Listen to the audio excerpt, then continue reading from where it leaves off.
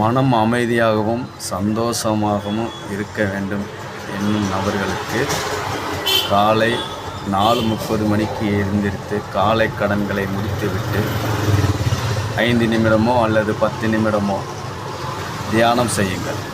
தியானம் செய்ய செய்ய மனம் அமைதி பெறும், மனம் சந்தோஷமாக இருக்கும், கெட்ட எண்ணங்கள் உருவாகாது, கோபம் ஏற்படாது,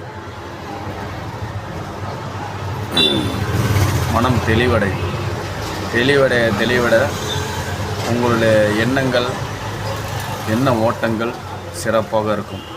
அப்படி இருக்கின்ற பட்சத்தில் கடவுள் உங்களுடைய எண்ண ஓட்டத்திற்கு தேவையான அனைத்து நற்காரியங்களையும் உங்களுக்கு செய்து கொடுப்பார். ஆனால் எந்த காரணத்தை கொண்டும் அரசியல் சார்ந்த விஷயங்களில் இன்வால்வ் ஆகாதீங்க. தேவையற்ற விவாதங்களில் இன்வால்வ் ஆகாதீங்க. தேவையற்ற விஷயங்களில் பேசாதீங்க. பேசுகின்ற நபர்கள் பேசும் பொழுது அவர்கள் என்ன பேசுகிறார்கள் என்பதை உற்று கவனித்து அதற்கு பதில் கூறலாமா வேண்டுமா என்பதை நிதானத்தோடு முடிவெடுக்கிறது. அப்படி செய்வேயானால் அப்படி தொடர்ந்து நீங்கள் காலையில் மாலையில் 5 நிமிடமோ 10 நிமிடமோ இல்லை உங்களால் தொடர்ந்து பண்ணி ஒரு 30 நிமிடமோ இல்லை 1 ஹவரோ அவ்வளோ தூரம் நீங்கள் இம்ப்ரூவ் பண்ணிங்கன்னா உங்கள் மனம் ஒடுங்கும், உங்களுடைய கெட்ட எண்ண ஓட்டங்கள் அடங்கும். அப்படி அடங்குகின்ற பொழுது உங்கள் முகம் பிரகாசமாக இருக்கும்.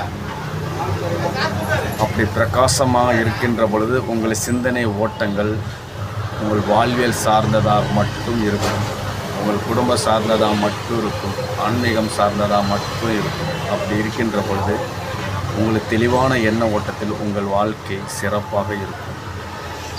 தேவையற்ற விவாதங்களிலும் தேவையற்ற செயல்களிலும் ஈடுபடாமல் இருக்குமானால் இன்னும் சிறப்பாக இருக்கும். ஆகையால் தினந்தோறும் காலையில் தியானம், யோகா பயிற்சிகளை மேற்கொள்ளுங்கள். அப்படி பயிற்சி மேற்கொள்ள ஒரு 6 முதல் 1 வருஷத்திற்குள் உங்களுக்கு ஒரு மாற்றம் ஏற்படும். மாற்றத்தின் மூலமாக உங்களுக்கு ஒரு தெளிவு பிறக்கும். அப்போவே நீங்கள் தெரிஞ்சுக்கலாம் நம்மளோட வாழ்க்கை முன்னேற்றத்தை நோக்கி சென்று கொண்டிருக்கிறது. ஆசை, பாசம், கோபம், குரோதம், காமம், அகங்காரம் அத்தனை ஒளிந்துவிடும். நீங்கள் எதுக்குமே எமோஷனலாக தேவையில்லை. இவ்வாறு எல்லா விஷயங்களும் சேவையானால் சிறப்பாக இருக்கும்.